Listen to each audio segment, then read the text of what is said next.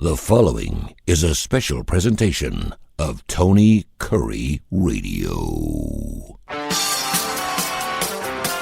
Want the real story behind the sound bites and headlines? Let's find the facts. Remember, it's not a conspiracy theory if it's the truth. You are not paranoid or confused. You just need to know. Hey everybody, Kip Keefer, AWOL last week, and I apologize. Hopefully you checked out some archived episodes in my absence. This organization, TKR, driven by Tony Kurre. You're not supposed to take days off, but he granted me one last week. Was goofing off down in Florida. Always love getting down there in the springtime, especially when it's on the verge of baseball season. Had a great trip and went to 3 spring training games and a couple of days with all admission here on the line. Went to a couple of days at the horse races at Tampa Bay Downs, which is another one of my kind of guilty pleasures. Love being around the atmosphere of it's kind of a throwback in this day and age, but love watching these thoroughbred athletes compete and having a little action on that, and just the atmosphere, the racetrack. It was kind of where I was brought up. My dad was taking me to the track when I was still in diapers, I think, and I always joke that I was better at picking winners than he was when I was in the second grade, but that's another story. But it was just a great getaway and a lot of fun to the spring training. And I don't know how many of you are into baseball, but you ought to see these unbelievable complexes these major league teams are building in Florida now. Just state of the art, these fabulous new stadiums, all of these workout facilities.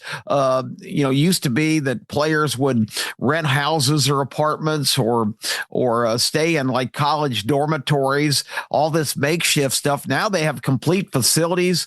They're like little small towns where these teams report for spring training, and it's just a phenomenal atmosphere. And I got to tell you, going to major league games, it's completely different because you're so close to the action here in these smaller stadiums. I mean, they're state of the art. Don't get me wrong. They're not rinky dink at all, especially the brand new complexes for the Baltimore Orioles in Sarasota and the Braves down in Venice, Florida. Just phenomenal facilities, but the players are right there, right next to you pretty much. I decided I'm a spoiled brat at this point in my life because I've had the opportunity to sit in some real premier seats in recent years, and I just can't see myself going to games now and not sitting in a great spot. So anyway, that's where I was last week, and I apologize for being out of action. I had a whole lot of stuff that I wanted to talk to you about today, but of course that got preempted. Just like our Saturday morning show, the starting lineup got preempted this week on ABC 3340 here in Birmingham. You can see it on YouTube TV and right here on TKR because we did put a show together that did not air because our president has this bad habit now, and it's not a bad habit what he's doing, of overthrowing some of the most evil, corrupt dictators in the world. I just wish he would pick one of the other 6 days of the week to do it. Twice now in the calendar year, he has taken out a sinister dictator. Of course, Maduro, at least he lived to tell the tale. They just snatched him up and brought him back to the U.S. and threw him in prison. But the Ayatollah on Saturday can't say that in Iran because he wound up with a Israeli or American-made missile in his backside, and that was the end of him. But these occurrences on Saturday morning. I wish Donald Trump would fall in love with Wednesdays or Thursdays so we can air our television show. But that's just a minor complaint, and I am kidding, of course, because we have to talk about this. Nothing else in the headlines even compares to what's going on right now, what's unfolding over in Iran as things continue. The bombing raids continue, the complete elimination of the most evil empire in our world over the last half a century and even beyond that. I mean, this goes back. Iran is the modern day equivalent of what used to be the Persian Empire. And the Persian Empire goes back all the way back to the time of the ancient Greeks and the Romans and the development, the Alexandrians, all of the ancient societies that competed for world domination for many, many years. You know, the Greeks had the epic showdown battle with the massive 1,000,000-man Persian army back, of course, the movie 300, depicting those brave Greek soldiers fending off this horde of Persian soldiers under the evil emperor Xerxes. Really great stuff.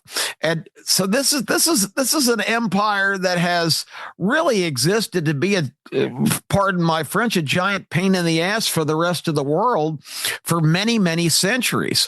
The modern day equivalent was, speaking of many, many centuries, this government was, of course, in the late 70s, was seized by fundamentalist whack jobs who were still basing all of their beliefs on 8th century theology, this archaic, outdated, ancient view of the world where everything is counter to what all of us in America fought, and a lot of our descendants or descendants, I mean, fought and died for. But this ancient world of men being dominant, women not having any role whatsoever in society except to serve their husbands and have children, not allowed to be out in public.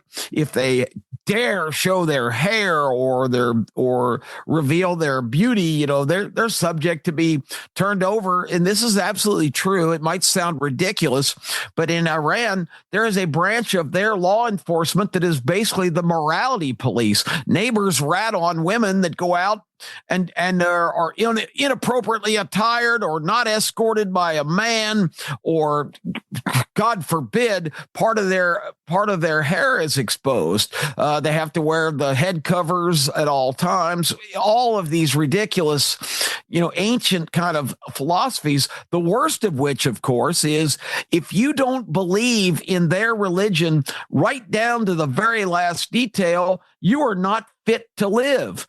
And that is seriously what it says in the Quran, that if you are a non-believer, you are an infidel and are not really privileged to even have a life in that role. So this is what these people believe. This is what they've, these clerics, they're called, these ayatollahs, these mullahs, whatever word you want to use for them, these religious nut jobs have had control of this country since the overthrow of the Shah of Iran during, surprise, the Jimmy Carter administration, which was one of the weakest before the pseudo administration we endured from 2020 to 2024, sleepy Joe Biden, the two worst presidents in the world, in our history, I should say, who really wrought their legacy on our current and modern day situation. Of course, the Iranian hardcores seizing the government back in the late 70s immediately took almost 100 Americans hostage and held them for 444 days. I mean, think about that. That is far more than a year. And these people, American diplomats, captured captives as well, and not released until the day that Ronald Reagan was coming into office. And then all of a sudden, here, you guys go on home now, because now America's elected a president who's not going to take this nonsense. Of course, Carter tried a couple of rescue missions that were a disaster. Our helicopters ran into each other. other and killed a bunch of American servicemen training in the desert for this ridiculous idea of trying to fly in there and swoop in and take all of our people back. The bottom line is, we have been at war with these people, with these complete, crackpot, religious zealot, 8th century dinosaur, nightmares for 47 years. And now, finally, we've got a president in the White House who decided, I'm the leader of the free world. I'm going to deal with this. And he also is watching the back of our greatest ally in the world, Israel, under Benjamin Netanyahu, another really tough as nails leader who has stood up to all of the threats that Israel has endured for their very existence. When Iranian radicals march in the streets and yell death to America and death to Israel, this is certainly with the geography an existential threat to Israel and ultimately to our own country. That's why Donald Trump took the action back in the summer of Operation Midnight Hammer, when the Iranians were on the verge of developing a nuclear weapon. And think about the implications of that. The most evil, archaic, just absolutely whack job country on earth who is capable of anything, still operating on, this is the 21st century. So 13 centuries ago, doctrine and rules and regulations and religious requirements that they espouse, they're going to have a nuclear weapon. These people are crazy. They don't consider the implications of their actions. I don't think they would have stopped and even thought about the implications, even though it would have meant immediate annihilation of their country. If they had just lobbed nuclear weapons at Israel, they would have achieved their great goal to wipe that civilization and that race right off the face of the earth. And you just could not have this complete nightmare scenario of them attaining these weapons. So Trump getting security reports from Mossad, which is the most effective undercover secret. I'm looking for the word. I'm sorry. But basically, they are the best intelligence service on the planet. And they are so thorough and they are so embedded, and they have just absolutely derailed so much of this evil Iranian network that's happening in the Middle East. It is not just a situation where it's Iran by themselves. All of the trouble spots in the world, Hezbollah and Hamas, the Houthis, all these different people that were funded completely by Iran and their oil riches for many, many years. Almost all of the major terrorist attacks in the world have come from this one country. So them having a nuclear weapon, absolutely not. Can't do it. Hezbollah, of course, also directly responsible, completely funded and managed by Iran. Hezbollah, based in Lebanon, of course, was responsible for the just god-awful situation of our Marine base, where they killed 220 some odd Marines in one bombing situation. One of the most giant catastrophes and loss of life that our military has sustained in our lifetimes. Outside of wartime, this was just a terrorist attack that wiped out so many of our youngest and finest warriors and future stars in our society. The Iranians, the blood of those Marines' hands directly on the Iranians' hands. So bottom line is almost all the terrorist organization, all the mayhem in the Middle East has been caused by this corrupt state for so long. And it was just time to draw the line in the sand. After we wiped out all of their nuclear situation and set them back years and years, they had already moved some of the enriched uranium that's necessary to make weapons, and reports were from the most reliable intelligence source on Earth that they were right back in the business of trying to resurrect that program, despite the unbelievable damage done to that massive compound that they had built underground, and not to mention the fact they were spending all of their proceeds recently in, okay, our nuclear situation has been waylaid, so we're just going to pivot to ballistic missiles, powerful missiles, because all of their counterattacks on Israel and other places that are secured by the United States in the Middle East were being thwarted by these defensive missile systems that would knock their incoming right out of the air. Remember, back in the summer, they launched, I think it was 111 missiles toward Israel, and only 2 even got through and did minimal damage. Like 109 out of the 111 were knocked out of the sky by these anti-missile systems. Well, the Iranian solution to that was, all right, we're just going to build thousands of these things and not launch 100 at a time. We're going to launch 2,000, 3,000. We're going to overwhelm the system. We're going to get a lot of our missiles through. And they already had some initial success with this when this past Saturday morning, this attack happened in broad daylight. They didn't see it coming.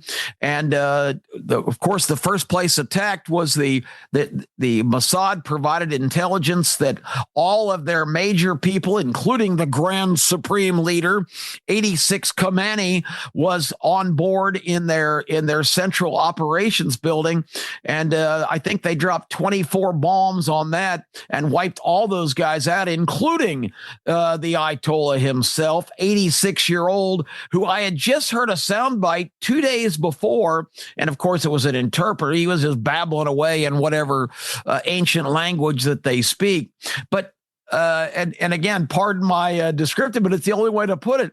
This guy on the verge with the most effective intelligence agency in the world, Mossad, breathing down his neck, and the United States with their entire fleet of warships and planes deployed in the area. This guy, as late as Thursday, before he met his maker, whoever that is in that religion, on Saturday morning, this is like the next to last day of his life, this guy is talking serious shit like he's just some badass.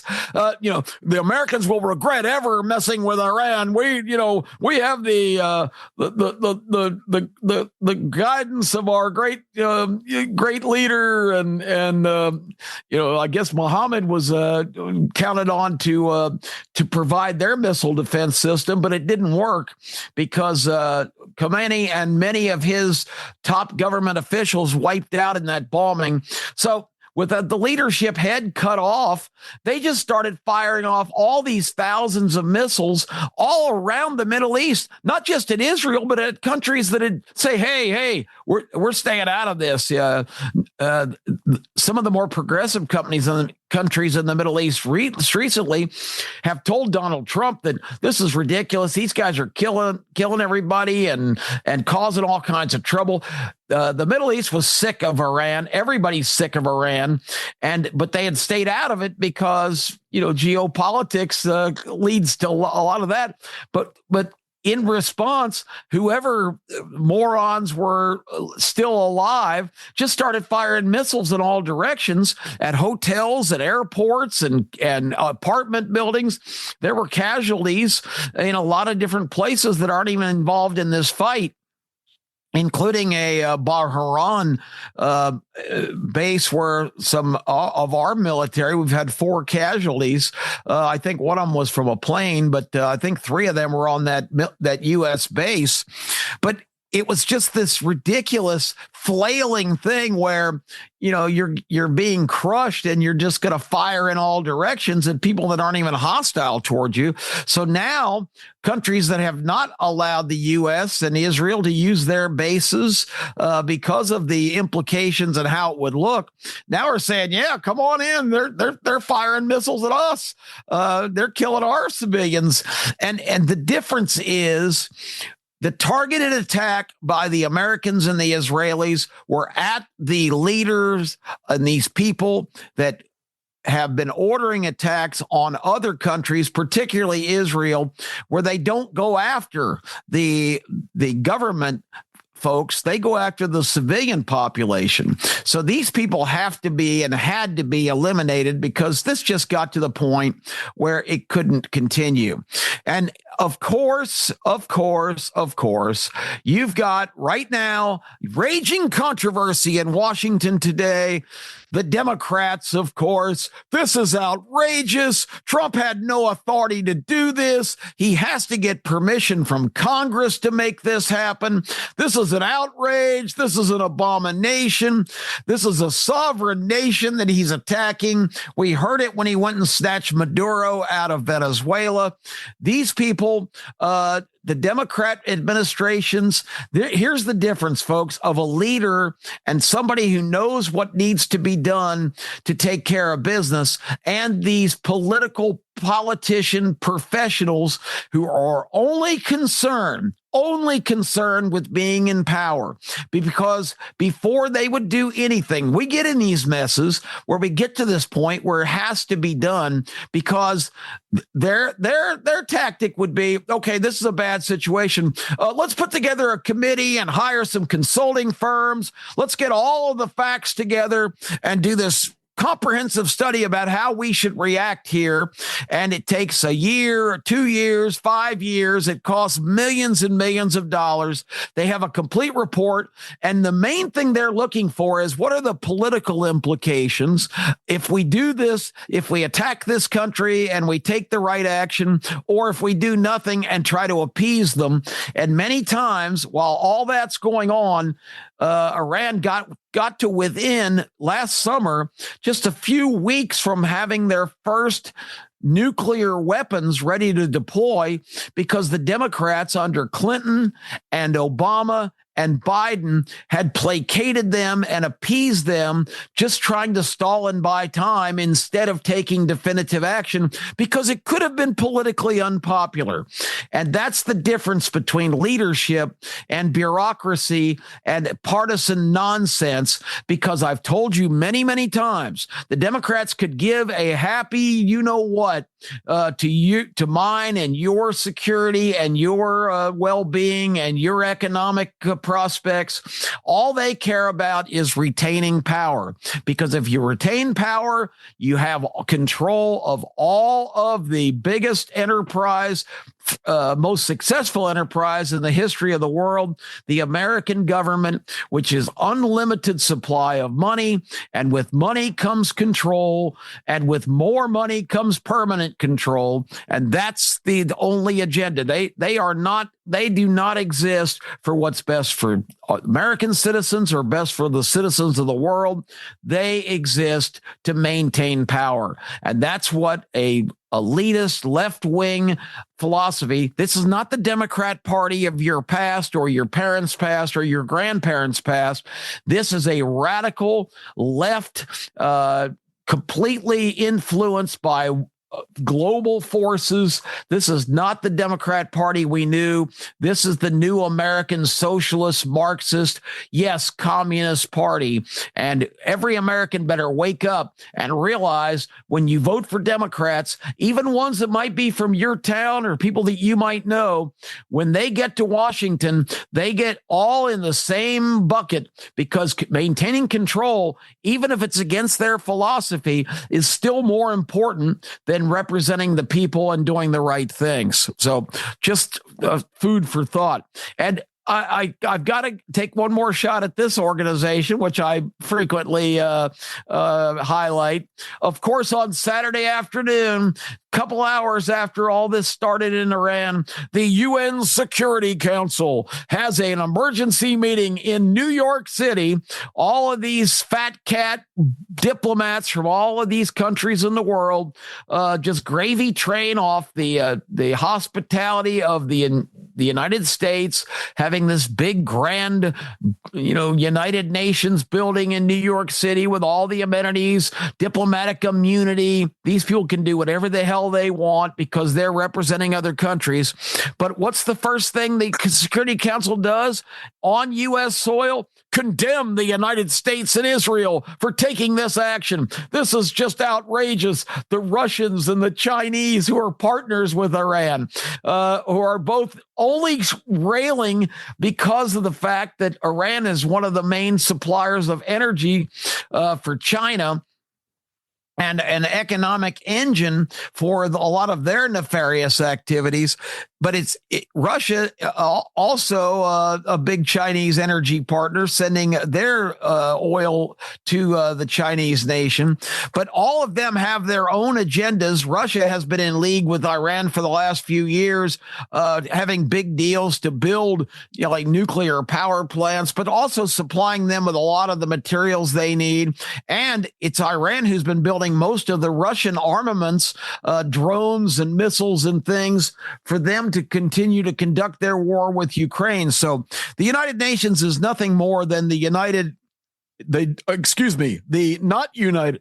not United Nations. I had trouble spitting that out. The not United Nations, because just like in Washington, it's only the special interests of each individual country or person or party that makes the difference. The United Nations is obsolete. It's like the NCAA in college sports.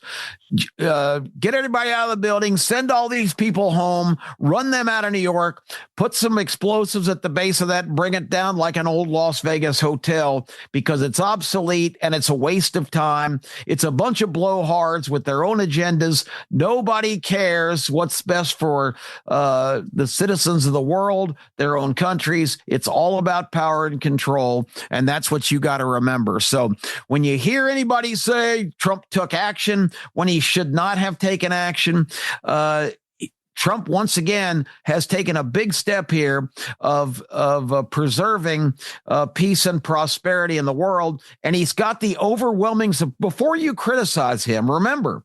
And others in his government that have been fantastic, like Marco Rubio, remember, they have virtually the support of the entire Arab world in the Middle East. They're all sick and tired of Iran being a giant pain in the rear end. They're sick of them killing their citizens, and Iran's responsible almost directly.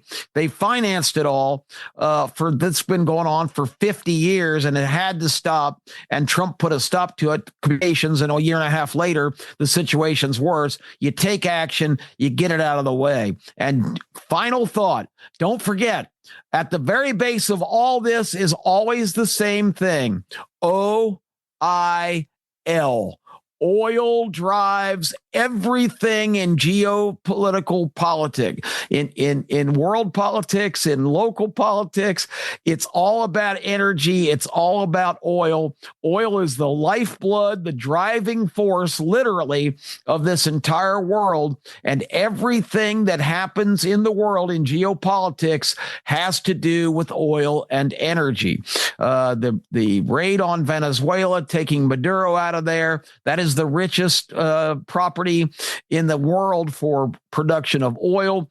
And the Strait of Hormuz, which is the passageway to about 25% of the world's oil through the Middle East, which is controlled by the Iranians, has to be maintained and opened up to keep prices stable. Energy drives everything, all the prices, all of our futures. And people might not like the idea of fossil fuels and oil on the environment, but all the climate change baloney was just a smokescreen to justify the spending of a lot more money on a lot more ridiculous ideas that aren't practical and were never really a legitimate concern. So remember, oil and energy drive everything in geopolitics. That's at the source of it all, and that will always continue to be until we run out of oil and fossil fuels, which is projected in another 150 to 200 years. And so somebody better develop some leadership skills to come up with an alternative, because our people in our children's children, I guess great grandchildren, are going to have to face that issue when the world runs dry of that bubbling crude that has driven this world for many, many years. That's Need to Know this week. Support your president. God bless America. Support the elimination of evil from the planet, because believe me, the people in Iran are dancing in the streets now. There's wild celebration throughout the Middle East. The only people complaining about it are the Democrats, the Socialist Communist Party here in the United States, because anything Trump does, they're against. So keep that in mind when you hear these dissenting voices speaking and spewing their nonsense on your local news broadcast. I'm Kip Keefer, back next week with another Need to Know. This has been a special presentation of Tony Kurre Radio.